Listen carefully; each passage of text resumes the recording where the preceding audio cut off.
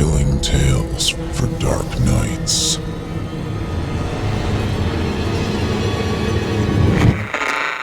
Want to make sure you never miss a Chilling Tales for Dark Nights video again? Be sure to subscribe and hit that bell to turn on notifications.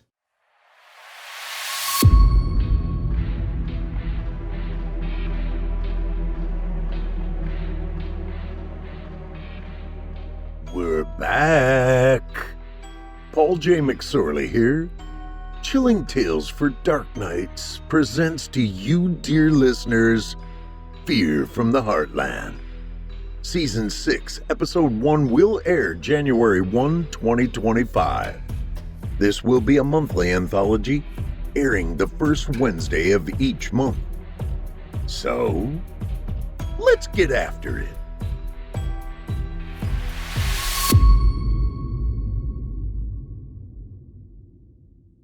Hey amigos, you know what's really easy to do and even easier to forget? Please help me out and hit that like button if you're listening on YouTube. And if you're listening somewhere else, what the hell? Pop in, give me a thumb. Say hello while you're at it. It helps me a ton with the algorithm, and besides, it's real nice to see you there. And now, on to the show.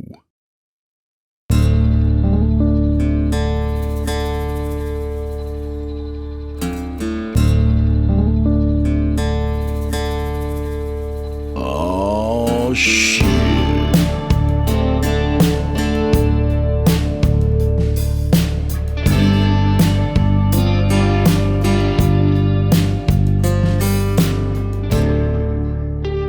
Welcome, friends. Last show of the year, huh? Well, there's plenty more to come in 2025, so stay tuned, damn it. Meanwhile, I hope you all got everything you wanted for Christmas. And Chester is upset Santa didn't get him a meta quest. Well, first of all, Chester, times are a little tough around here, haven't you heard? Second, who needs all that newfangled space-age shit? Scaly prick? Kids these days, I tell you. Shit, he wouldn't last 5 minutes on Battletoads. Come on in, friends, we've got work to do.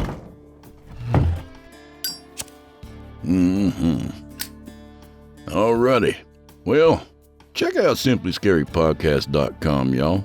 $7.99 a month and you get our entire catalog ad-free. Just hit the patrons button at the top of the screen there, and it takes you straight to Craig's version of the dark web where you can swap all his stuff. A bargain! So tonight's story comes courtesy of Ronald McGillvray by way of Velox Books. In it, we join James, a reclusive fellow whose return to civilization doesn't go quite as expected. So, without further delay, mi amigos, from author Ronald McGillvray, I give you Ubiquity.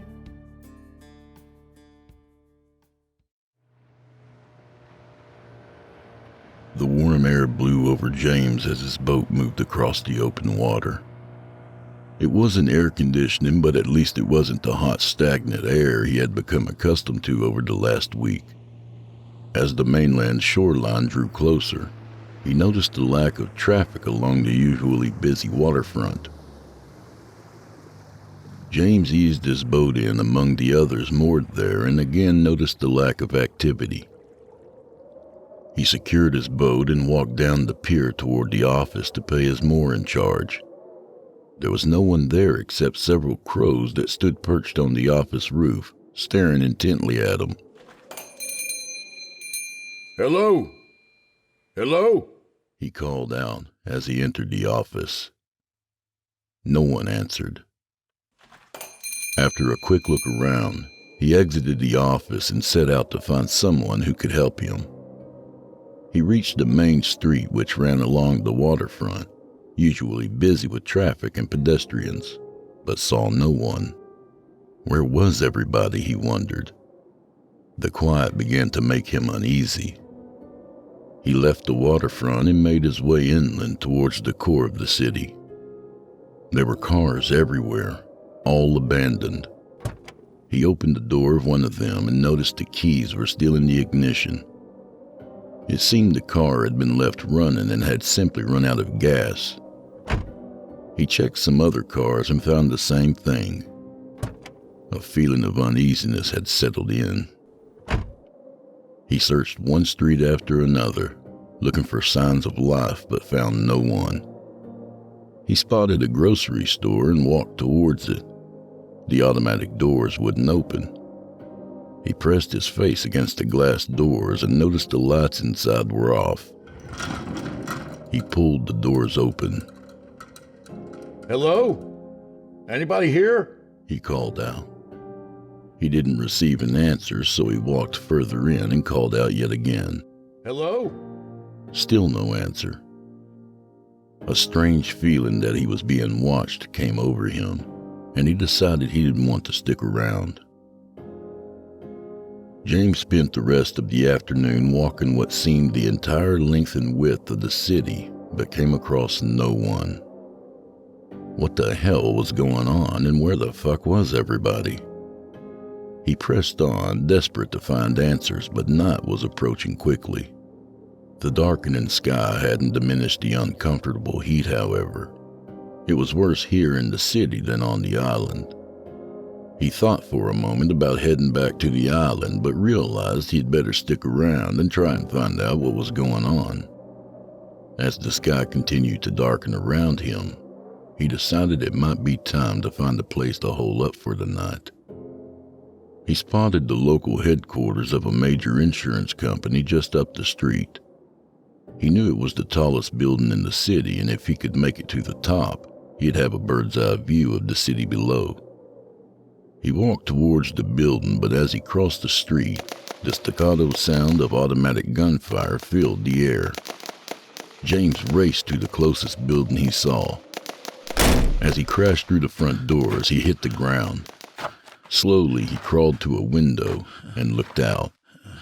For the moment, all was quiet. Another burst of automatic gunfire exploded in the evening air, followed by more silence. The gunfire wasn't close, but they were close enough.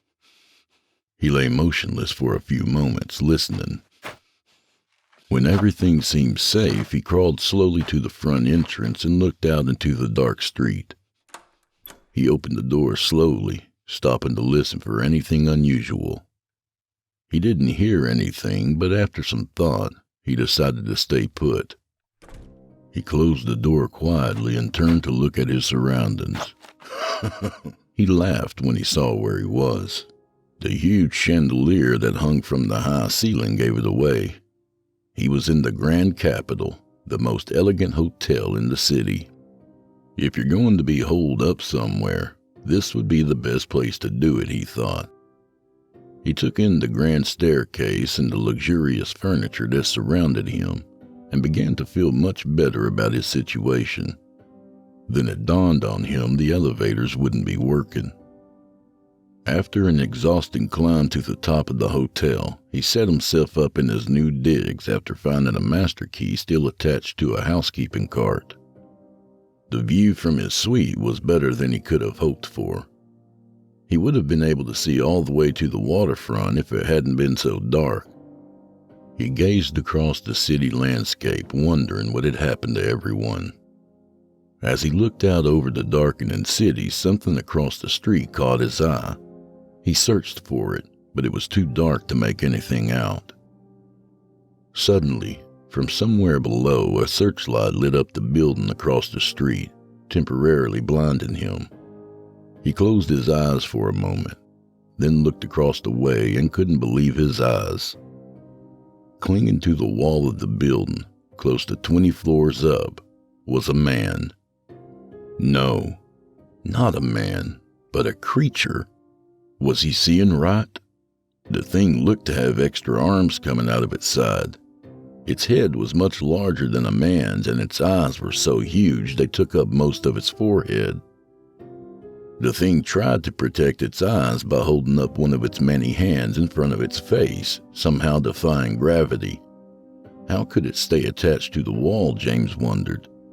It was like a human spider, some deformed creature from a B-movie that you'd see on a double bill at a drive-in. A burst of gunfire peppered the side of the building and the thing scurried away, dodging the bullets. James watched, horrified, as the gunfire increased, and the thing tried to make its way to safety. It quickly disappeared over the top of the building, the searchlight following its path. James pulled the drapes closed. Tired and feeling trapped, James lay down on the bed and cursed himself for leaving the island. Since taking up residence on the island after the murder of his wife and daughter during a robbery at their home, he had sworn never to leave it. He had once been a prosperous attorney in the city, but that had all changed in the blink of an eye one horrible night 3 years ago. Now he was living another nightmare, one that, like the other, he could not wake up from. Shouting startled James from his thoughts. He instinctively rolled off the bed and listened closely to the commotion outside his room. He couldn't make out what was being said, but he realized that it couldn't be good. He moved to the door and listened to what was going on out in the hallway.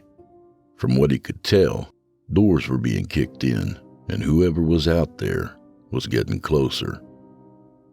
His brain raced with a multitude of ideas, none of them bearing fruit.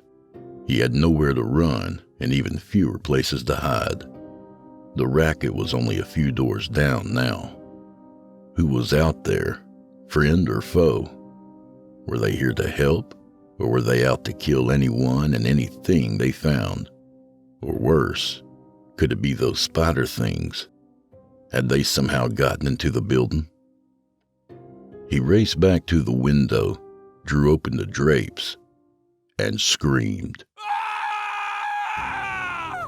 Looking at him through the window was one of those creatures. Its two large dark eyes stared directly at him. The thing opened its mouth and thick spittle drooled from it. James couldn't move.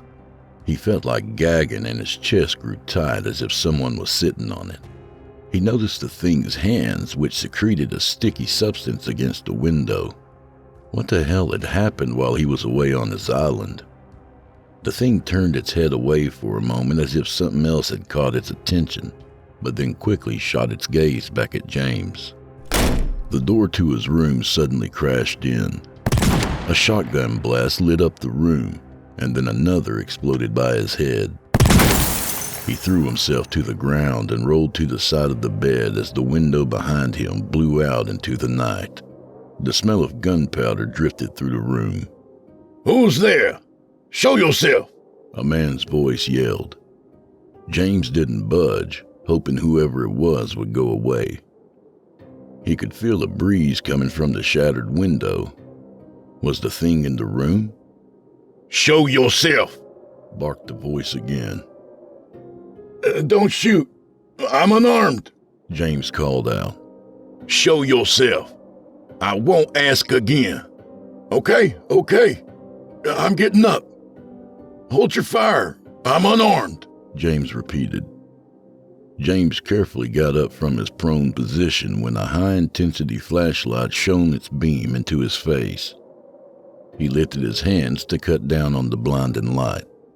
"Keep your hands where I can see them," came a different voice from somewhere behind the beam of light. James's hands dropped abruptly to his sides. "Who are you?" "My name is James Hobbs, and Okay, James Hobbs, move towards the light." James followed the order. He quickly found himself thrown face down onto the floor, a knee on his back holding him down. "Any signs?" a voice asked. "Nothing, sir," another answered. "Get up," the first voice ordered. The beam of light pointed away from his face, and he could see others in the room for the first time. A tall, husky guy was holding a shotgun. Another tall man, but not as wide, stood right beside him and carried an automatic weapon over his shoulder. Two other men stood by the door, and a fifth just outside it. "What the hell are you doing here? You on vacation or something?" the tall man with the shotgun asked with a grin. There was some snickering from the doorway, but the man with the automatic weapon showed no expression at all. "I just arrived in town this afternoon and fell into this nightmare," James answered. "Bullshit." "I'm telling the truth." "Bullshit. There's no way into this town, or out for that matter. So don't lie to us. Listen, I live on a small island just off the coast. I lost contact with the mainland and ran out of supplies, so I came ashore and stumbled into this. An island, huh? Right, just off the coast. I have a boat moored at the marina. I can prove it to you. This caught their attention. They all looked at him and then at each other. No one said a word. Just might take you up on that, the guy with the shotgun finally said. I'm Lieutenant Glenn. These are my men, or at least what's left of them. What the hell happened here? James asked. No time for that. Follow us and keep your mouth shut or we'll leave you for the nesters. Nesters? I told you to keep your mouth shut. James and his newfound patrol exited the room and walked down the hall. Everything was quiet. What had happened to the gunfire? Where were the others? He had so many questions but knew better than to open his mouth. There was only one large flashlight for the 6 of them, and the point man carried it. James found himself following along in the shadows. They continued down the hall, kicking in doors, but found nothing of interest. James wondered what exactly they were looking for. They arrived at the end of the hall, and the point man signaled with his hand for them to stop. They did. The point man slowly opened the fire exit door, and James thought he could hear the sound of something clicking against the metal from somewhere down in the stairwell. It reminded him of a dog's nails clicking across a hardwood floor. Get back! The point man screamed as he lobbed something down the stairwell. All the men ran in the opposite direction.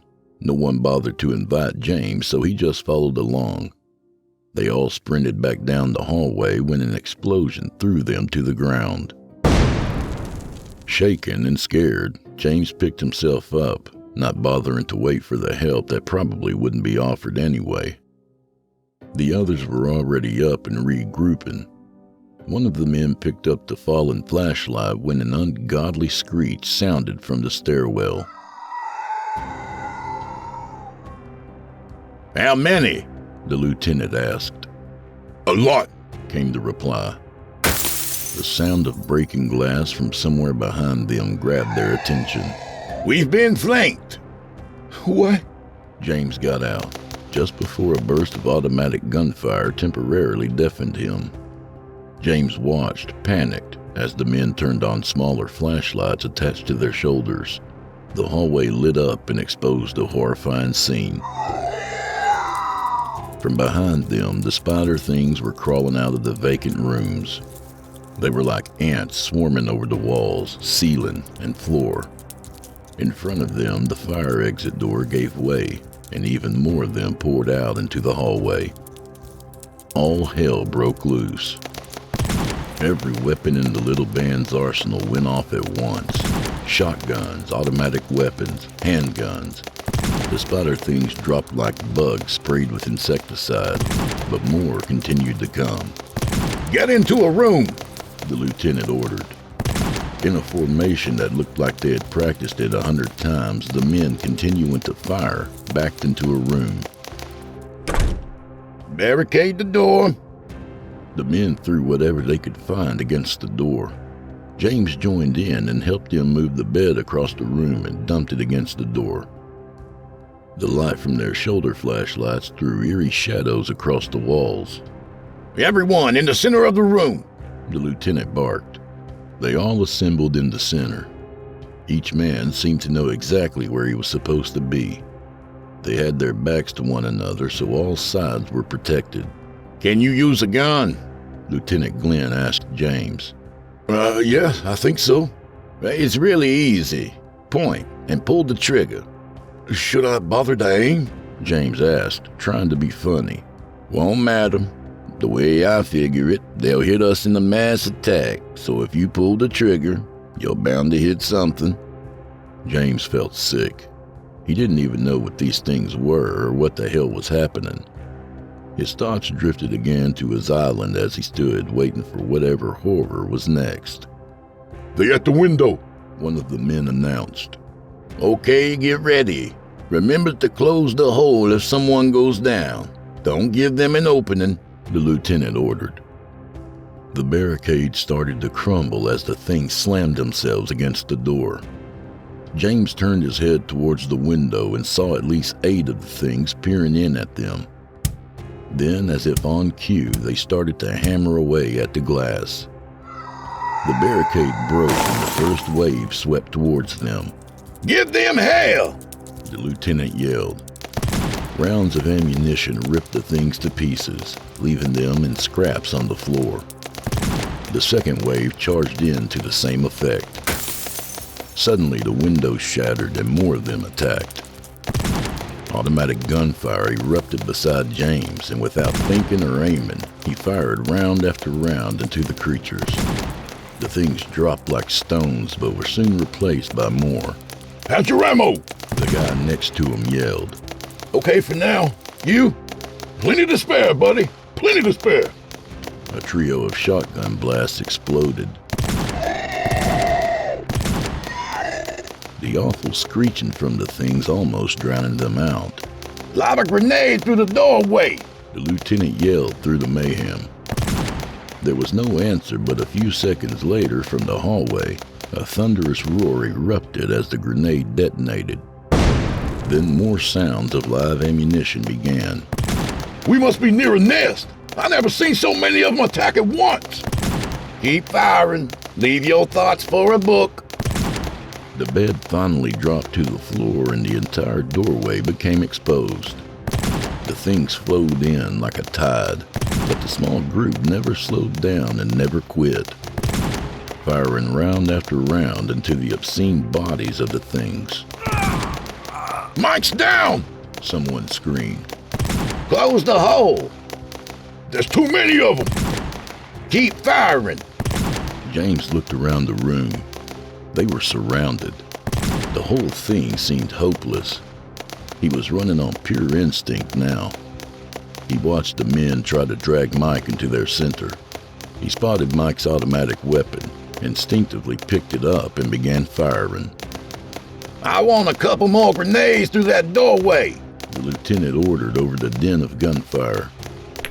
"Shit!" James heard from just behind him. He turned his head to see what had happened. A grenade that had missed its mark bounced off the inside wall and back towards them just as another wave of the things attacked. The explosion ripped through the room, and he saw at least a dozen of the things torn apart before his eyes. Suddenly, something struck him on the side of the head, and everything went black. "That's it. You can do it." James could feel hands on them, but he couldn't make out who was speaking. "You're almost there. Open your eyes. Come on. That's it." James slowly opened his eyes.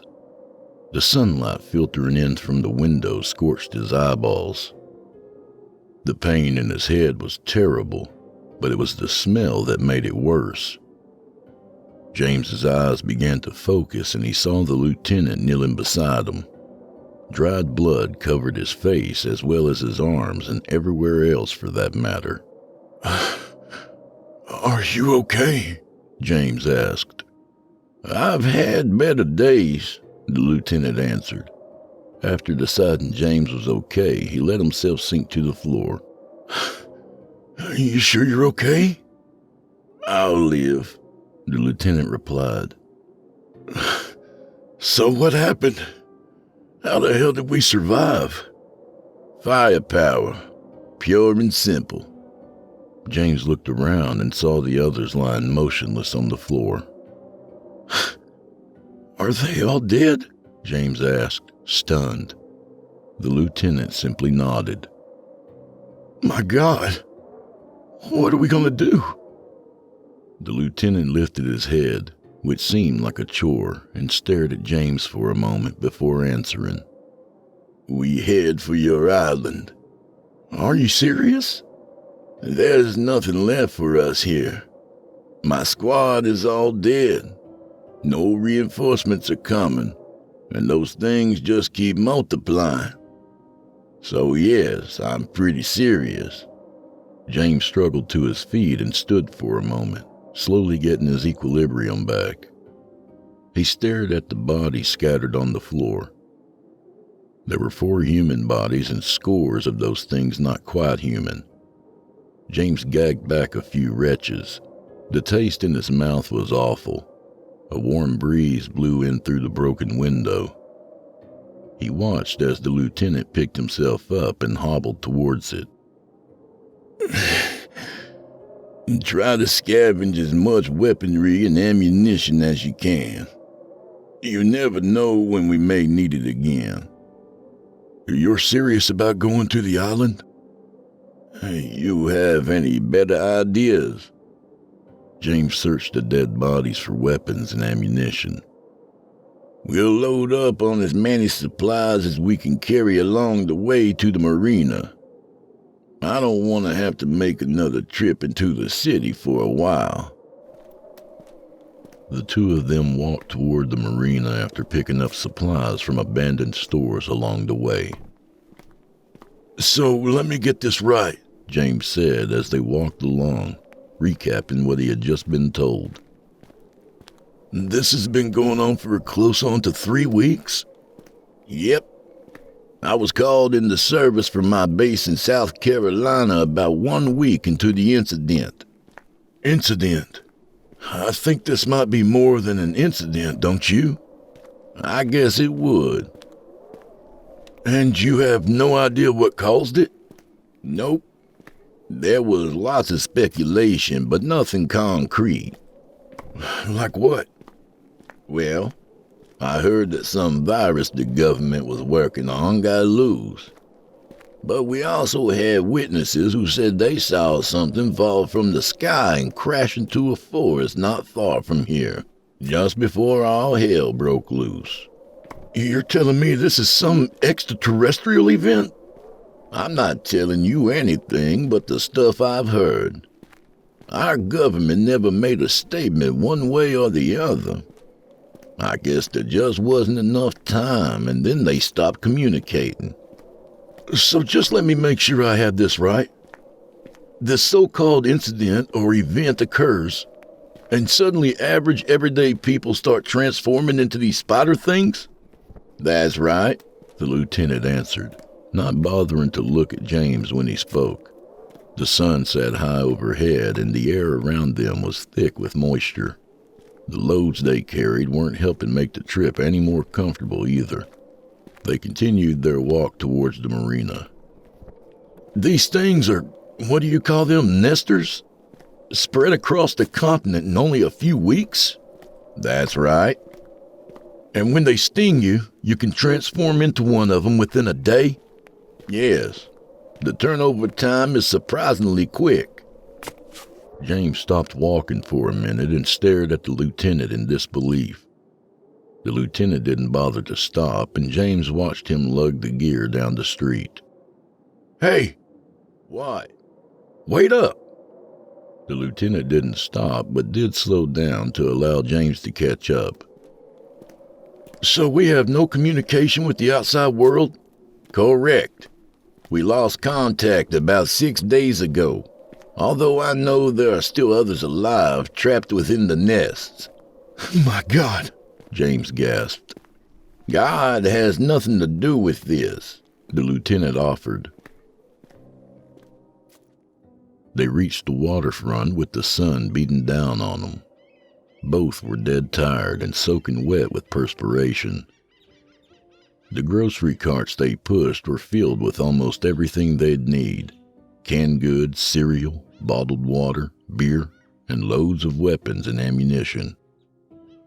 They crossed the main street and made their way to the marina to search for a bigger boat they could use. It wasn't long before they'd found a 20-foot yacht with the key still in the ignition.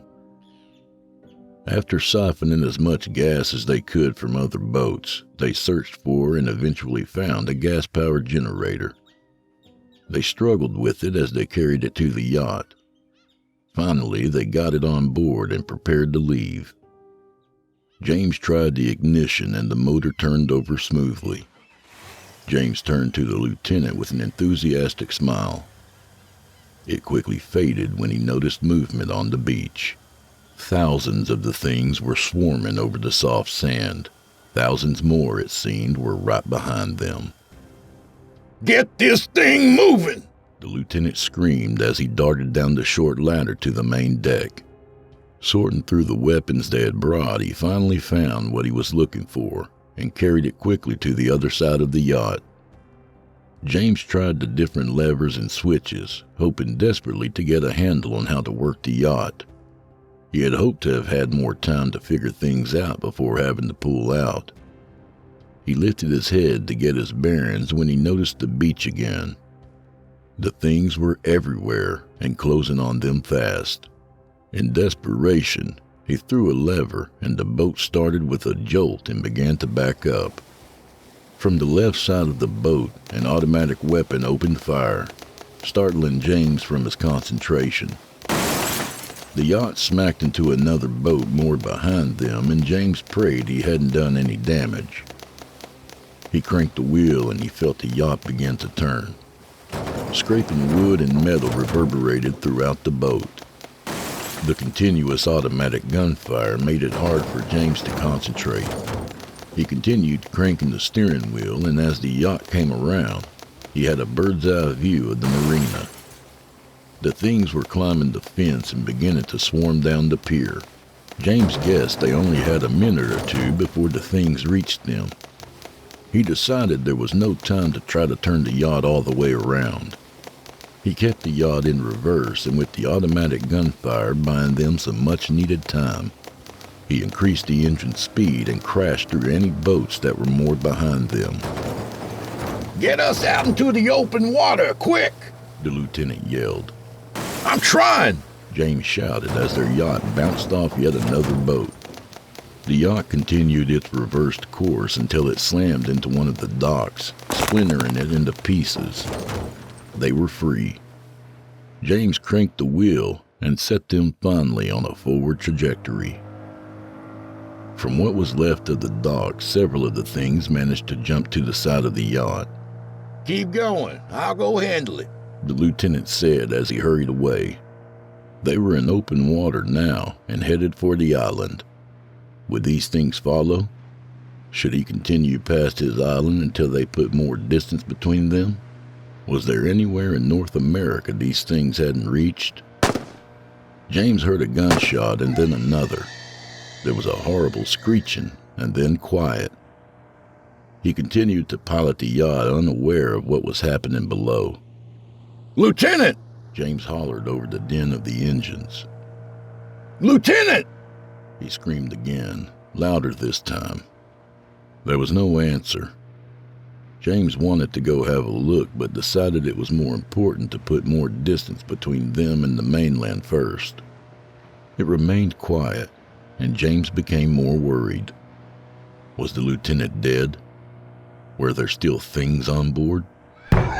Suddenly, one of the creatures slammed itself against the captain's window, trying desperately to get at James. James swerved the yacht to the left and then to the right, hoping to knock it off. The thing slid a bit, but didn't fall off. James began to panic. "Duck!" Startled, James jumped to the side. The lieutenant cocked a shotgun and pulled the trigger. Nothing happened. He did it again, and still nothing. It was empty.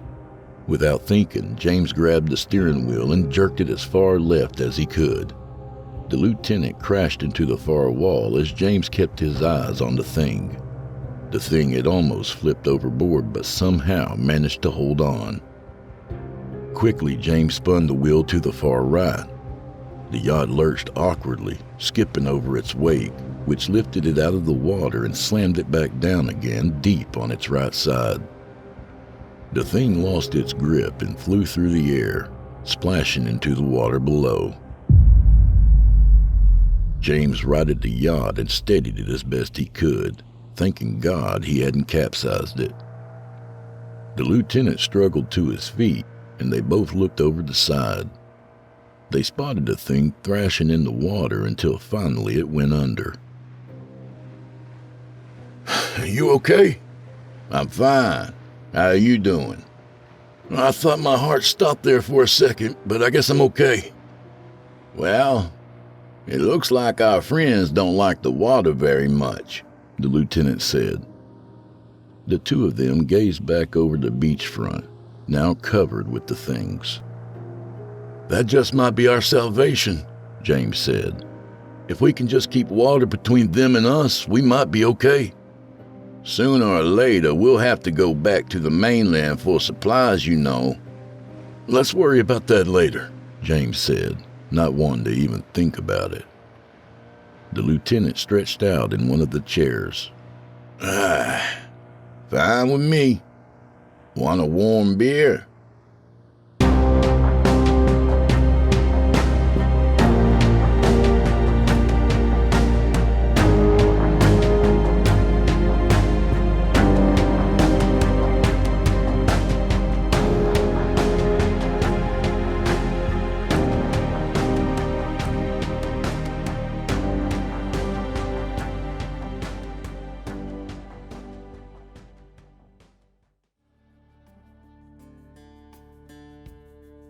And that was Ubiquity by Ronald McGillvray. This one was from Ronald's collection, Tales from the Parkland, which is available now from Velox Books in all formats. Check out the link in the show notes or just head to veloxbooks.com where you can find Ronald McGillvray and plenty of other excellent authors you've heard on this show. And again, if you're the listening type, Tales from the Parkland is available right now on audible.com. A little about the author. Ronald McGillvray is a writer from Ottawa, Canada. Ottawa, Canada. He's published short stories, scripts, novellas, and his most recent novel, The Candy Witch, available now as a print or ebook. His novel Cutters Deep, his short horror story collection Tales from the Parkland, and his fantasy novella, James's Journey to Dreamland, are all available as a print or ebook. Hey, thanks, Ronald, and a special thanks to our pals at Velox Books. And do old Drew Blood a favor, would you? Subscribe to his podcast wherever you do your listening and leave him a 5-star review and a kind word, even if you're listening on YouTube. He needs soldiers on all fronts to win this battle, and he appreciates it. To hear a premium ad-free edition of tonight's and all the other episodes, visit simplyscarypodcast.com today and click Patrons in the upper menu. You'll find yourself at chillingtalesfordarknights.com, where you can become a patron for as little as $5 per month and get access to their entire audio archive, all ad-free and available to download or stream. Thank you for your time and for supporting our sponsors. When you support our sponsors, you support this show. If you happen to use Facebook, Twitter, Instagram, or YouTube, you can follow and subscribe to Chilling Tales for Dark Nights there, where you'll get all the latest updates and new releases and have the chance to interact with them each and every week. Oh, and you can find Drew Blood on Facebook and Instagram, and sometimes Twitter. The Drew Blood's Dark Tales podcast is accepting submissions, friend. If you've got a story or two you'd like to be featured on the show, send it to drewbloodhorror@gmail.com. If selected, you'll get the full treatment, 10 bananas.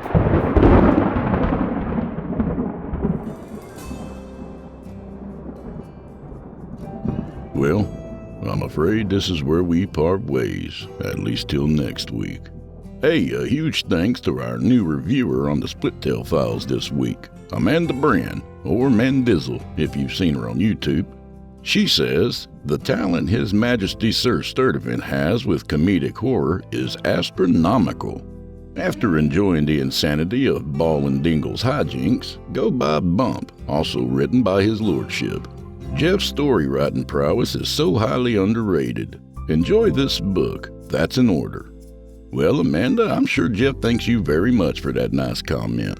I'm sure he does. And I'm sure I would have thanked you too if you'd mentioned my name at least once. What, do you think all that beautiful comedic genius came from Sir Lord Viscount Sturdivant alone? Huh? I threw in an idea or two, goddammit. I think 3 ideas, actually. But I'm just kidding with you. I'm not bitter.